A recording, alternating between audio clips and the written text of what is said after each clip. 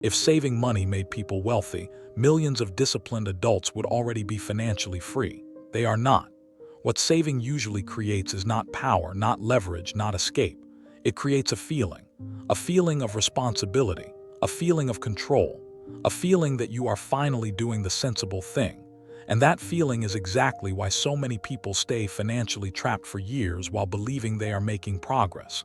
That is the first thing you have to see clearly. Saving is not useless. But saving alone is not a wealth strategy. It is a stability strategy. It helps you survive interruptions. It helps you absorb shocks. It helps you sleep.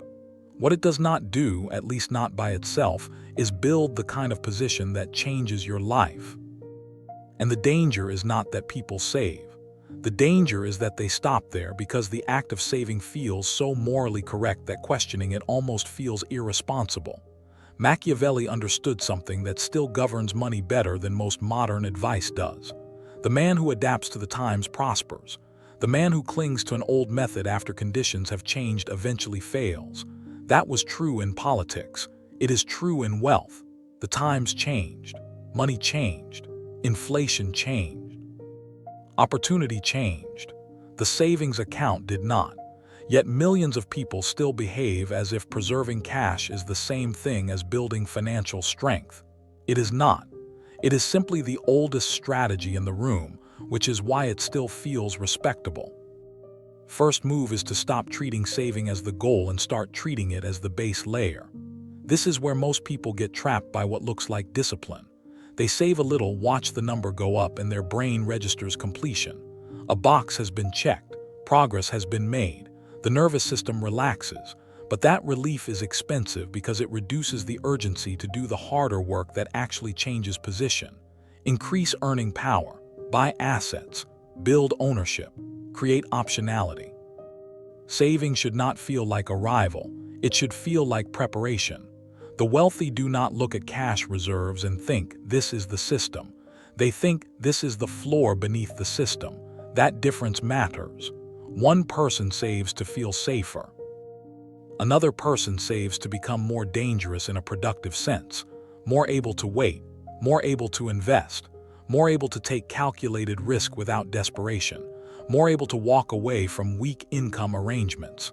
Cash is useful, but only when it serves movement. When it becomes the destination, it starts shrinking your ambition while pretending to protect it. The second move is to stop protecting money and start positioning it. This is where average financial behavior quietly surrenders to inflation. You already know your cash in a standard account is not really outrunning the rising cost of life. You know that. But emotionally, a growing balance still feels like forward motion. That is the trick. The appearance of movement is soothing enough that many people never confront the deeper truth. Money that only sits is slowly being negotiated downward by time. The wealthy think about cash differently. They ask a different question. Not where can this money hide safely, but where can this money gain function? Can it buy equity? Can it buy skill? Can it buy reputation? Can it buy distribution? Can it buy access to better opportunities later? Money held without purpose becomes passive. Money positioned with intent becomes strategic. The point is not recklessness. The point is refusing to confuse storage with growth. And this is where the conversation gets uncomfortable. Because the real competition is not between saving and spending. It is between storing and positioning. One preserves. The other multiplies. One helps you tolerate the current structure. The other helps you change it. The third move is to stop buying reassurance and start buying leverage. This is where intelligence often becomes expensive. The nicer apartment that feels like proof you are doing well. The car that makes your life feel like it is finally catching up. The wardrobe that signals competence. The restaurant, the neighborhood, the version of normal that tells you you have arrived. None of these choices feel like status performance from the inside. They feel earned. They feel rational. They feel adult. That is exactly why they are so dangerous. Machiavelli saw that people rarely need to be deceived by others when they are already committed to deceiving themselves. And money is full of self-deception that looks elegant. A lot of what people call lifestyle improvement is really identity stabilization. They are not buying assets. They are buying emotional proof. Proof that they are not behind. Proof that their effort means something. Proof that they belong in a better category of person now. But money used to defend self-image is money removed from future leverage. Pause here and ask yourself something most people avoid because the answer is too revealing. Think about your last meaningful financial decision, not a daily purchase, something that moved real money. How much of that decision was about what it would produce over time, and how much of it was about how it made you feel immediately? More successful, more secure, more impressive, more like the person you want to be. That gap is not small. That gap is often the entire difference between looking better off and becoming harder to financially corner. The fourth move is to stop worshiping income and start building position. Income is not wealth. Income is velocity. Wealth is what remains when the movement stops. A high income with no retained position is just expensive traffic. It looks impressive from the outside because modern life rewards visible earning. Better role, better title, better salary, better lifestyle. But if each increase in income simply expands your cost structure, your social expectations, and your definition of normal, then your money is not climbing. It is evaporating at a higher altitude.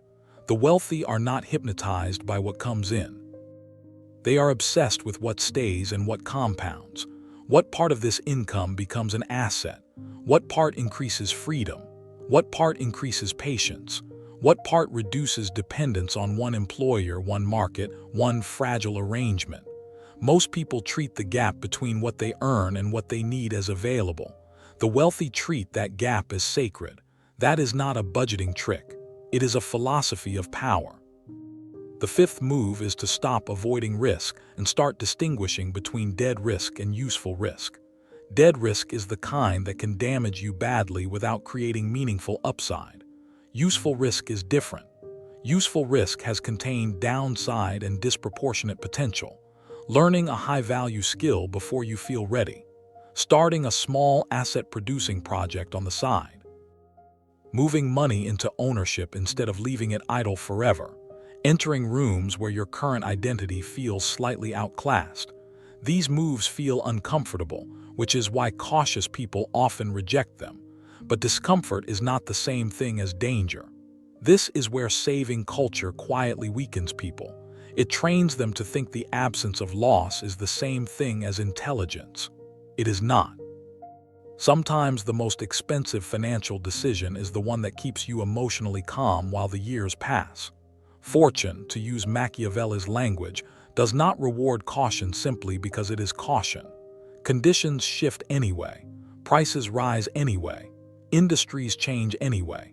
If you have taken no calculated position, you are not safe from risk.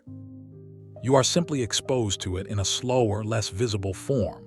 The sixth move is the deepest, because it determines whether any strategy will survive contact with your actual life. Stop treating saving as a moral identity.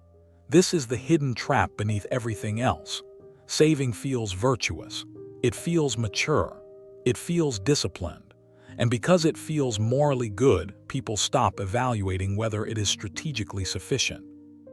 Once a behavior becomes part of your self-image, criticism feels personal. You are no longer defending a method. You are defending yourself.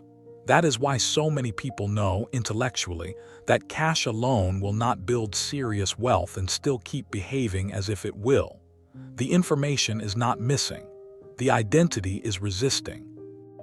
The old self knows how to survive by being careful, contained, respectable, and financially obedient. The new self would have to become more strategic, more patient, more willing to look unfinished, and less interested in appearing responsible every minute of the process.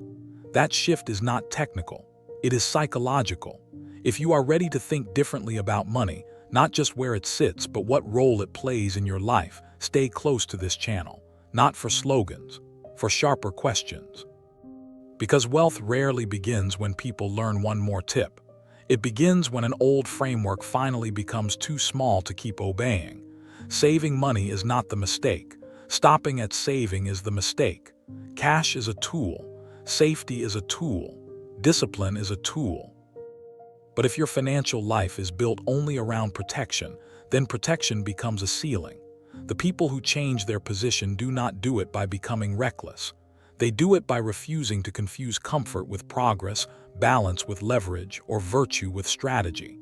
In the end, the saver asks how to hold on. The wealthy ask how to position. And that is the dark code most people miss. Money does not change your life when it sits near you. It changes your life when it starts working in ways your old identity no longer knows how to control.